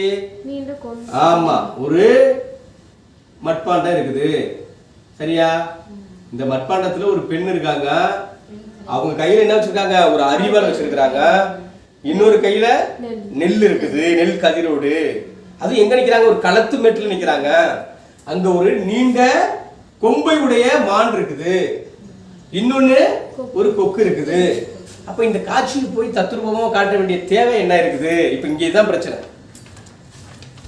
ஆடன்னா ஏதோ பயன்படுத்திட்டு போ, சரியா? ஏதோ பேர் எழுதுனா ஒரு லாஜிக் இருக்குது. பேர் எங்க எழுதுனா? பேர் எந்த பகுதிகளில் எழுதியிருந்தான்? ஆதன், குபிரன் என்ற பெயர்கள். Konthagai. Konthagai, right, okay, Konthagai, very good, very good, super. So இந்த மாதிரி டிசைனிங்காக அந்த ஒர்க் பண்ண வேண்டிய தேவையே இருக்குது, என்ன இருந்துச்சு அப்படின்னு சொல்லி ரிசர்ச்சர்ஸ் ஆய்வு பண்ணுறாங்க. அந்த அளவுக்கு கலை தொழில்நுட்பம்னு சொல்கிறாங்க. இதுதான் விஷயம். தொழில்நுட்பம் இருக்கிறது முக்கியம் இல்லை, அதுலேயே ஒரு கலையோடு கூடிய தொழில்நுட்பமாக இருக்குல்ல. அப்போ ரசிப்புத்தன்மை, கலைத்தன்மையாக அவன்கிட்ட உருவாயிருக்குது. ஒரு பானைன்னா ஒரு சாதாரணமாக ஒரு பானை செஞ்சு அப்படி கொடுத்துட்டு அவன் பாட்டு சமைச்சு சாப்பிட்டுக்கிட்டு அதை சேமிச்சு வச்சுட்டு போயிட்டு இருக்க முடியாது. அதில் டிசைனிங் ஆர்ட்ஸ் எல்லாம் எதுக்கு பண்ணணும்? அப்போ எவ்வளவு நுட்பமாக, மற்ற நாடுகள்ல அது கிடையாது. இதுதான் விஷயம். அப்போ அவ்வளவு தொழில்நுட்பம் இருக்குது. அது கலை தொழில்நுட்பமாக ரசனை முறையில வந்து இருந்திருக்கிறான் அப்படிங்கிற குறிப்புகள் நமக்கு கிடைக்குது. சரியா? இப்போ நான் சொல்ற ஒரு ஒரு பாயிண்ட்டுமே ஒரு ஒரு கொஸ்டின்.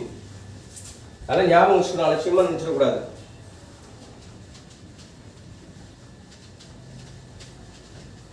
ரைட்டு. அடுத்தது அழகன்குளம்னு ஒரு ஏரியாப்பா.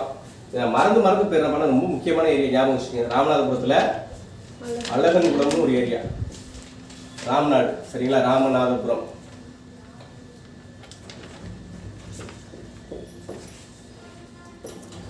நான் சொன்ன ஒரு குறியீடுகள் சொல்றாங்க, சிந்து சமோலிக்கும் சிந்து சமோலி, சிந்துவெளி குறியீடு, ஆமா, ஸ்வஸ்தி குறியீடு. இங்க உள்ள ஒரு மட்பாண்ட ஓட்டுல தான் எடுத்தாங்க. இப்படி இருக்குது, சரியா? இப்படி இருக்குது, இதான ஸ்ட்ரக்சரு. இப்படி இருக்குது ஒரு மட்பாண்ட ஓட்டுல. இதே குறியீடு எங்க இருக்கு? சிந்துல இருக்குது. இப்படி ஒரு குறியீடு இருக்குது ஒரு மட்பாண்ட ஓடு. சும்மா ஒரு எக்ஸாம்பிளுக்கு இதே குறியீடு எங்க இருக்குது? சிந்து சமவெளியிலே இருக்கு. கீழடியில் எப்படி இருக்குதோ அதே மாதிரி அழகன்குளத்துலையும் கிடைக்குது. அதை விடவும் ஒரே ஒரு விஷயம், ரொம்ப ரொம்ப முக்கியமான விஷயம். Just wait.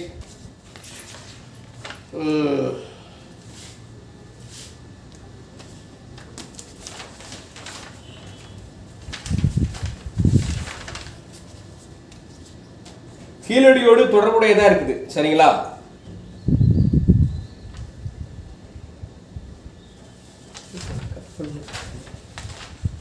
இந்த பகுதி கீழடியோடு தொடர்புடைய பகுதியா இருக்குது. ரோம் நாட்டு நாணயங்களுக்கு கிடைச்சிருக்குது. என்ன கிடைக்குது? ரோம் நாட்டு நாணயம் அங்கே கிடைச்சிருக்குது. அப்போ பிஸ்னஸ் ஏரியாவாக இருக்குது அப்படிங்கிறது நமக்கு தெரியுது. தாண்டி ஒன்று சொன்னேன். இப்போ என்ன சொன்னேன் உங்கள்கிட்ட? சொன்னல, இது அழகன்குளத்தை பற்றி இது ஏற்கனவே சொன்னா.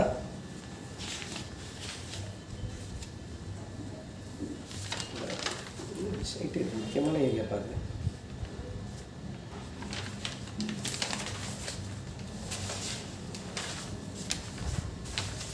இது ஒரு செய்தி சொன்னே. அது வந்து இது இதோ கப்பல் உருவம் சொன்னல. ரைட் ரைட் தான் இருக்கு. சுடுமண் களத்தில் கப்பல் உருவம். எல்லாம் அங்கங்க செதஞ்சு கிடக்கணும், டக்குன்னு எடுக்கணும். சுடுமண் களத்தில் கப்பல் உருவம் இருக்கிறது. கப்பல்லாம் வரையணும் அப்படின்னா சாதாரண விஷயம் இல்லை, சரியா? நமக்கே இப்போ வரைய தெரியாது. அது கப்பல் போகிற மாதிரி அவன் ஒரு உருவத்தை வரைஞ்சி வச்சிருக்கிறான். ஸோ இந்த மாதிரி சுடுமண் களம், மண்கலம், சரிங்களா? சுடுமண்ல சுட்ட மண்கலம் தான் அது. இந்த மண்கலத்தில் கப்பல் உருவம்லாம் இருக்குது. இது ஆக்சுவலி இது கப்பல் உருவத்துக்கு என்ன ரீசன் சொல்றாங்கன்னா, ரோமர்கள், சரிங்களா? ரோம் நாடு, மேற்கத்திய நாடுகள், சரிங்களா? மேற்கத்திய நாடுகள்ல ரோம நாடுகளில், சரிங்களா, வணிகம் செய்த குறிப்புகள், வணிகம் செய்தார்கள் என்கிற குறிப்புகள் அதன் மூலமா நமக்கு கிடைக்க வருது, சரிங்களா? மேற்காசியாவிலையும் சொல்றான். மேற்கு ஆசியா, மேற்காசியான்னு சொல்லி எழுதிங்க. மேற்கு ஆசிய பகுதிகளில் வணிகம் நிகழ்ந்ததற்கான சான்று கிடைத்த பகுதி எது அப்படின்னு பார்த்தீங்கன்னா அழகன்குளம்னு சொல்லணும், சரிங்களா? சுடுமண் களத்தில் வந்து கப்பல் உருவம் பொறிக்கப்பட்ட பகுதி எதுன்னா அழகன்குளம்னு சொல்லணும். சஷ்டி குறியீடுகள், சரிங்களா? சில குறியீடுகள் சிந்து சமவெளியோடு பொருந்துறதுன்னா கீழடி இல்லைன்னா இதை சொல்லணும், ஞாபகம் வச்சுக்கோங்க.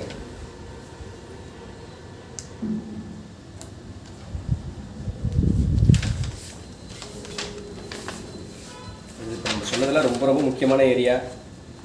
தாண்டி சில ஏரியாஸ் பார்த்துருவோம்.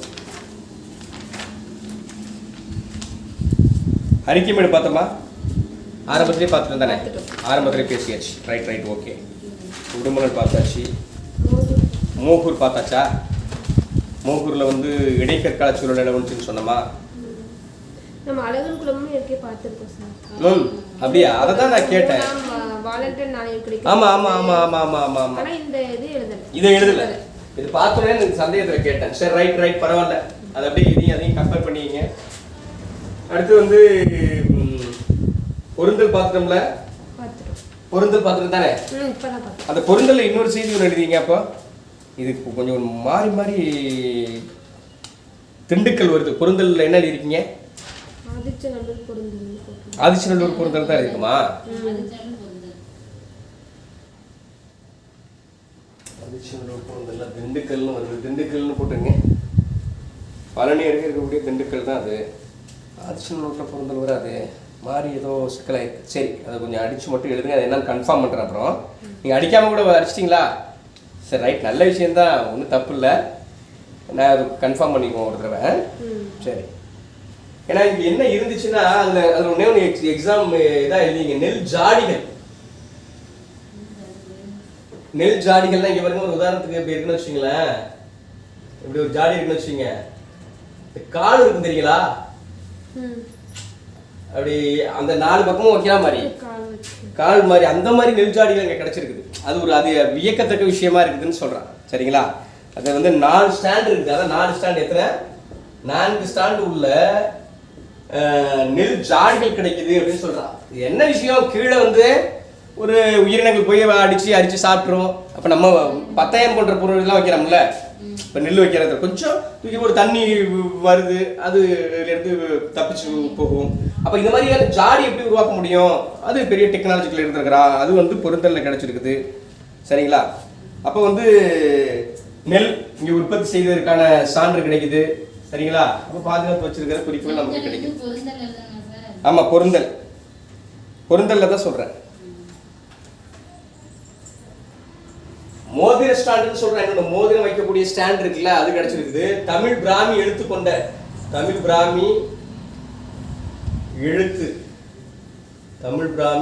கொண்ட மோதிர வடிவ சரிங்களா ஸ்டாண்டு இதுல கிடைச்சிருக்குன்னு சொல்றான். இந்த காலப்பகுதி வந்து பெருங்கற்கால பகுதி அப்படின்னு சொல்றேன். பெருங்கற்காலங்கிறது என்ன? இரும்பு காலம் தானே? இதுவும் பெருங்கற்கால பகுதி. 490 அப்படின்னு சொல்றாங்க.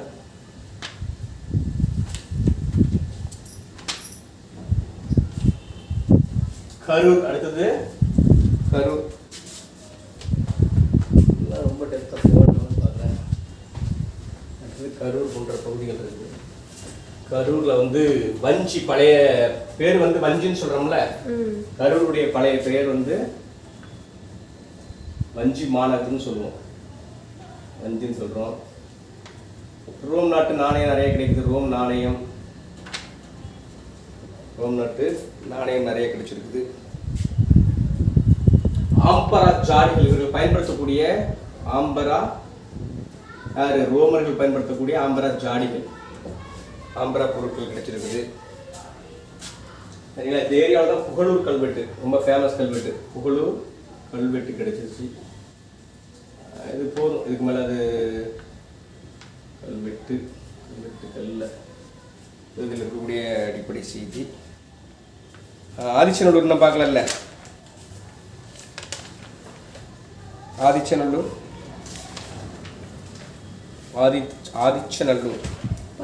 பாத்துட்டோமா? என்னென்ன எழுதிருக்கீங்கன்னு பாருங்க. தன்புருணை நதி நாகரிகம். தமிழ் பண்பாட்டில் தொட்டில் என்று அழைக்கப்படும் நதி நாகரிகம் எதுன்னு போயிட்டு தன்புருணை நதி நாகரிகம். சரி. 1876 பெரும் பாறைகள், முதுமக்க தாளிகள், எலும்பு கூடுகள் கிடைக்கின்றது. சரி. வாழ்வியல் பகுதியாகவும் இடுகாட்டு பகுதியாகவும் கிடைக்கின்றது. பெருங்கற்கால சூழல் வந்து கிமு 900 சரி சரி. இரும்பு கால சூழல் அங்க இருக்கு. அதுக்கப்புறம் கொக்கு, நீண்ட கொம்புடைய மான், பெண் கையில் உள்ள நெல்லு, அருவா. ரைட்டு. ஓகே போதும். இந்த செய்தி அதில் போதும். அதில் அந்த தாண்டி உங்களுக்கு கொஸ்டின்ஸ் போதும். நிறைய இருக்குது செய்தி. முழுமையாக எல்லாத்தையும் சொல்லிட்டு இருக்கக்கூடாது. ரைட், ஓகே ஓகே, சரி. ஒரு 5 minutes ரெஸ்ட் எடுத்துக்குமா? வேறு ஏதாவது ஆய்வு பெண்டிங் இருக்கான்னு பார்ப்போம்.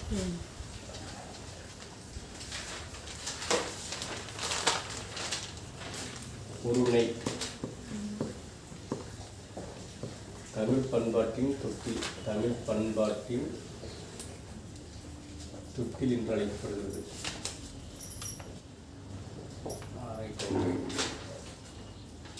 பொருளைனா என்ன நதி இது? தாமிர, ஆமா, தாமிரபரணி. அது நெல்லையில் போயிட்டு இருக்கு, ஞாபகம் வச்சுக்கணும். ஆதிச்சநல்லூரை பத்தி நம்ம ஏற்கனவே சொல்லிட்டோம், அப்படித்தானே? அதனால அது பற்றி அந்த ஆதிச்சநல்லூர் இருக்கக்கூடிய பகுதியாகவும் அது இருக்குது, சரிங்களா? அப்போ ஆதிச்சநல்லூர் அது மிகப்பெரிய பறந்து விரிந்த அதாவது தென்னகத்தினுடைய மிக பரந்த ஆய்வுக்களம்னு சொல்லுவாங்க. நிறைய ஈமத்தாளிகள் எடுக்கிறாங்க, எலும்பு கூடுகளை எக்கச்சக்கமாக எடுத்துருக்கிறாங்க, சரிங்களா? ஜெர்மனி ஆய்வாளர் வந்து ஜாக்கூர் அப்படிங்கிறவர், சரிங்களா? ஜெர்மனி ஆய்வாளர் இல்லை, எப்படி சேர்த்து எழுதுங்க, ஜெர்மனி ஆய்வர், சரிங்களா? ஜாகூர் ஒரு ஆய்வு பண்ணுறாரு. அடுத்து அலெக்சாண்டர் ரீ. அலெக்சாண்டர், இந்த பேரை நான் யாருன்னு சொல்லியிருக்க மாட்டேன்னு நினைக்கிறேன். அலெக்சாண்டர் ரீ அப்படிங்கிறவர் ஆய்வு மேற்கொள்கிறாரு. இவர் தான் வந்து 1899 1905 வரைக்கும் ஆய்வு மேற்கொண்டவர். ரொம்ப முக்கியமான ஆய்வு, நிறைய பொருட்கள், சரிங்களா? எல்லாம் சென்னை அருங்காட்சியகத்தில் ஒரு சேமித்த பொருட்கள்லாம் இருக்குது.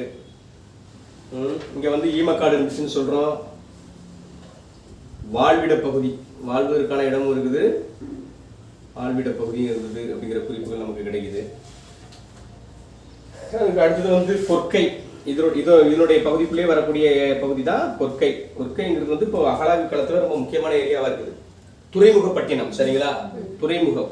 முத்துக்குளித்தலுக்கு சிறப்பு பெற்ற துறைமுகம் எதுன்னு ஒரு கொஸ்டின்ஸ் கேட்பான். கேட்டா கொற்கை தான், சரிங்களா? துறைமுகம், முத்துக்குளித்தல் தான் முதன்மை தொழில், சரிங்களா? இங்க முத்துக்குளித்தல் முதன்மை தொழிலாக இருந்திருக்குது அப்படிங்கிற குறிப்புகள் நமக்கு கிடைக்குது.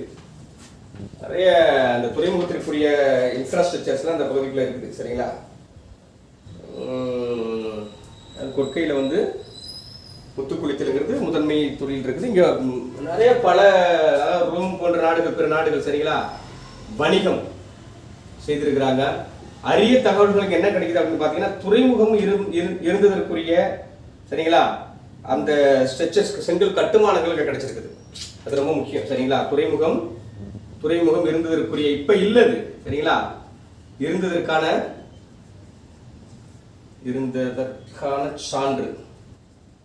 சான்றுகள் நிறைய, அரிய சான்றுகள் நிறைய கிடைச்சிருக்குது அப்படிங்கிறது முக்கியமான விஷயம்.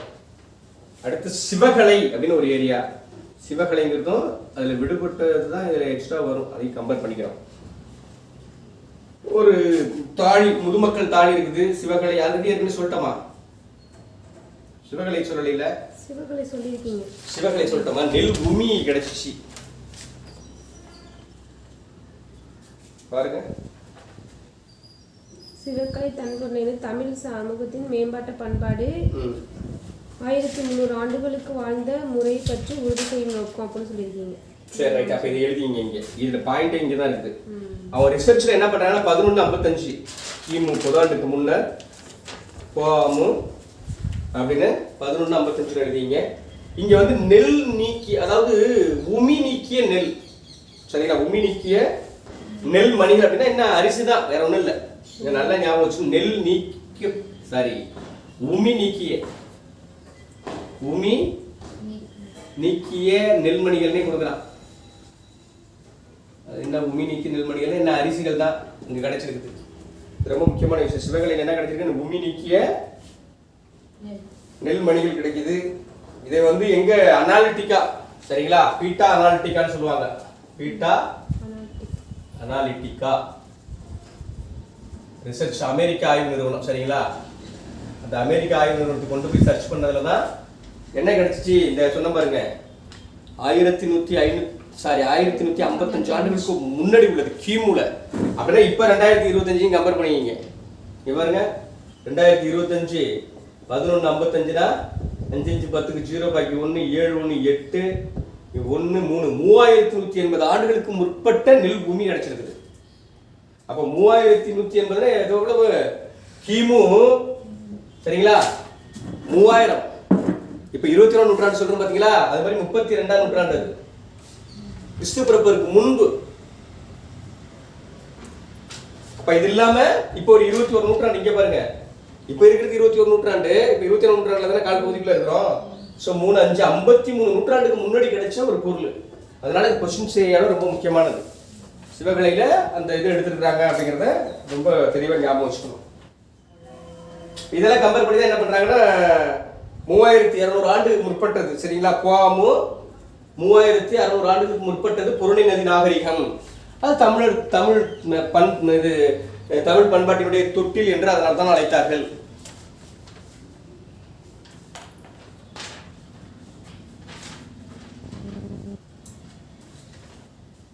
மூணு பகுதிக்குள்ளே ஏகப்பட்ட பொருட்கள் கண்டெடுத்திருக்கு சரிங்களா. அது வேற என்னென்ன பொருள் சொல்லி ஜென்ரலாகவும் தெரிஞ்சு வச்சுக்கணும். மூணுல எதை வேணாலும் கேட்கலாம்.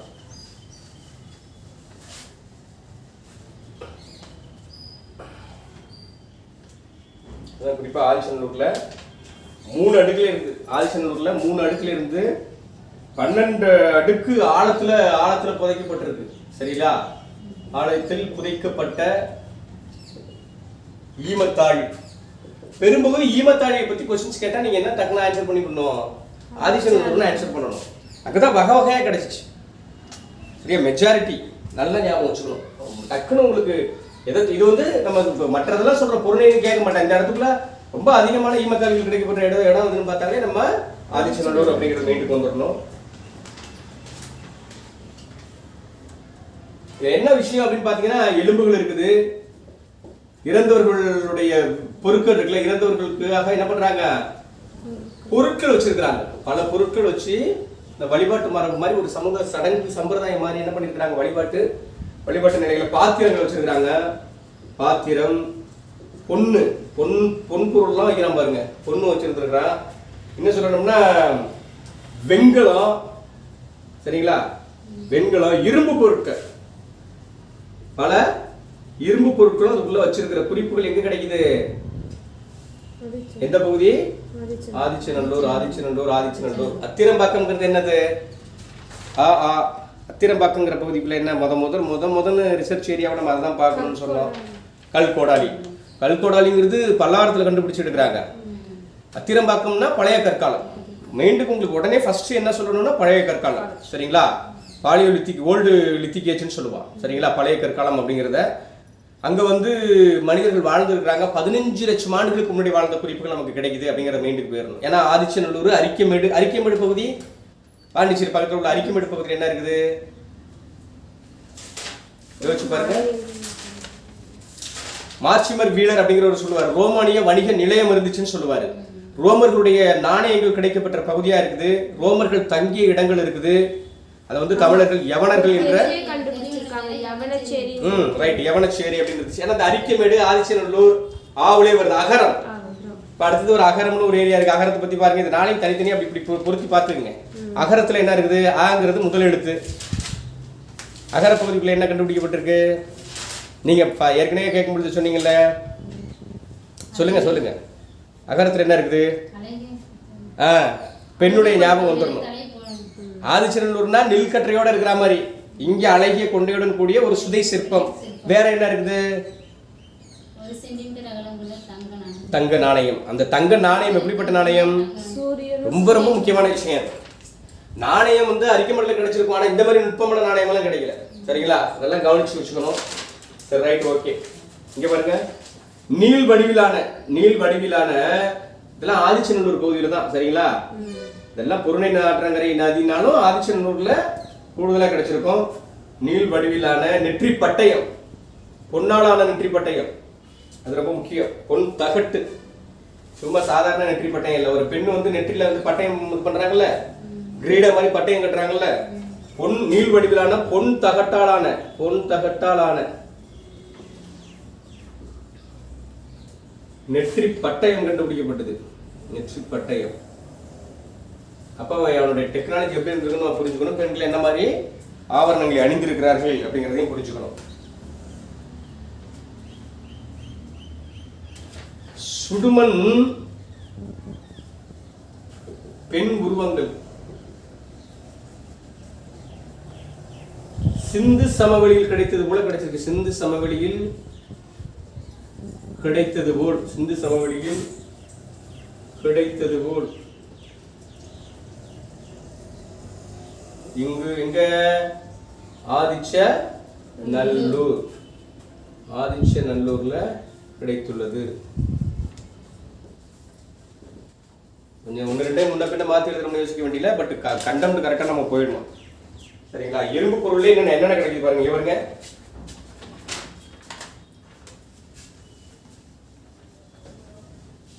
அதாவது எரியிற ஈட்டி, எரி வேலு, சரிங்களா? எரியிற வேலு, ஈட்டி, சரிங்களா? குறுவாள், குறுகிய வாள் போன்ற 32 வகையான பொருட்கள் கிடைக்குதுன்றான். இப்ப இரும்பு பொருட்கள் எவ்வளவு இருந்திருக்குன்னு பாருங்க. வகை வகையான பொருட்களை இங்க எடுத்திருக்கிற குறிப்புகள் நமக்கு கிடைக்குது. நிறைய இரும்பு கருவி, அத்தனையுமே என்ன கருவி? இரும்பாலான கருவி, இரும்பு கருவிகள், இரும்பு கருவிகள் கிடைச்சிருக்குது. பானைகள் எப்படி இருக்குது? கருப்பு சிவப்பு மட்பாண்டங்கள், ரொம்ப மிகுதியாக பானைகள் கிடைக்கப்பட்ட பகுதியா இருக்கும். நிறைய 500க்கும் மேற்பட்ட குறியீடுகள் இருக்குது. அதுல கீரல்கள், சரிங்களா? கீரல்னு சொல்லுவாங்க, அத குறியீடுகள்னு சொல்லுவாங்க. 500க்கும் மேற்பட்ட கீரல்கள், குறியீடுகள் இருக்குது. தமிழ் மொழியும் பிராமி மொழியும் இணைத்த குறியீடு, சரிங்களா? இணைத்து எழுதப்பட்டதும் இருக்கு, சரிங்களா? எழுதப்பட்ட பானை ஓடுகள் இங்க கண்டெடுக்கப்பட்டிருக்கு, சரிங்களா? ஞாபகம் வச்சுக்கணும்.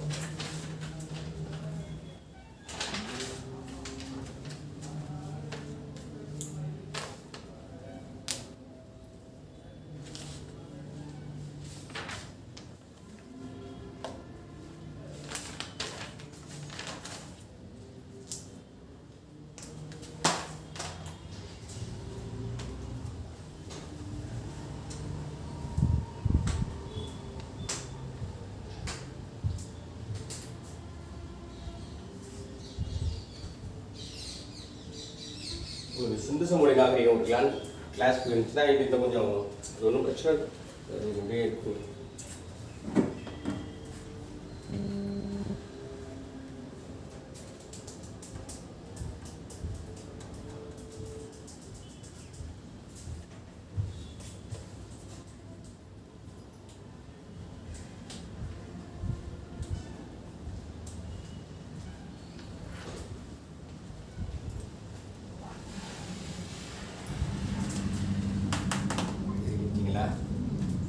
Right.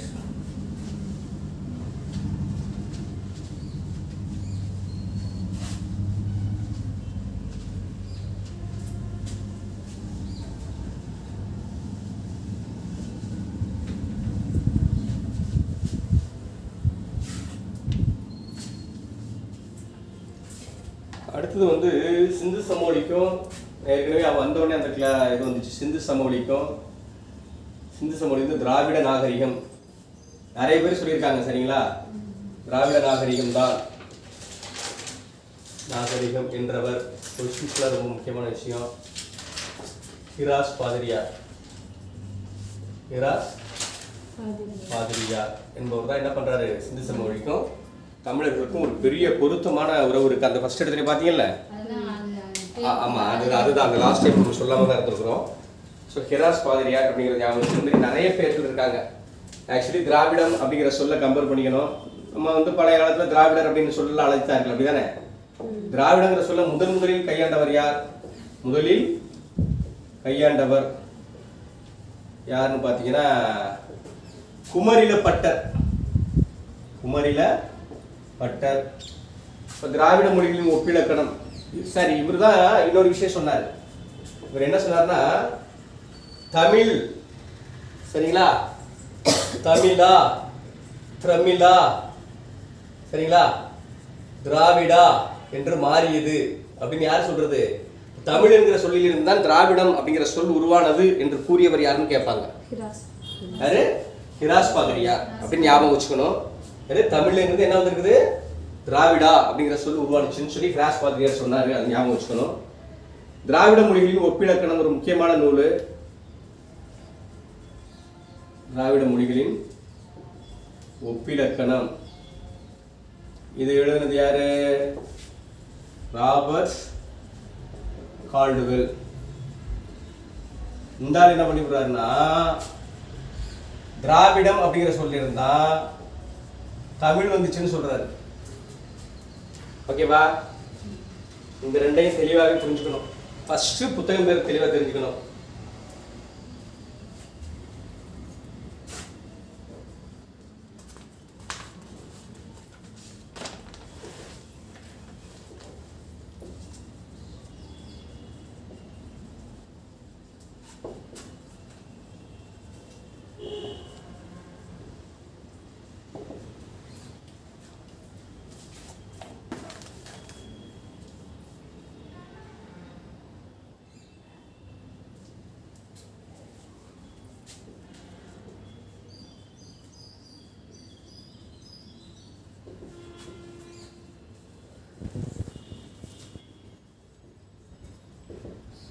திராவிடத்திற்கு அடிகூலியவர் யாருன்னா அமுதன் அடிகள் அப்படிங்கிற ஒரு பெயர். அது ஞாபகம் வச்சுக்கணும்.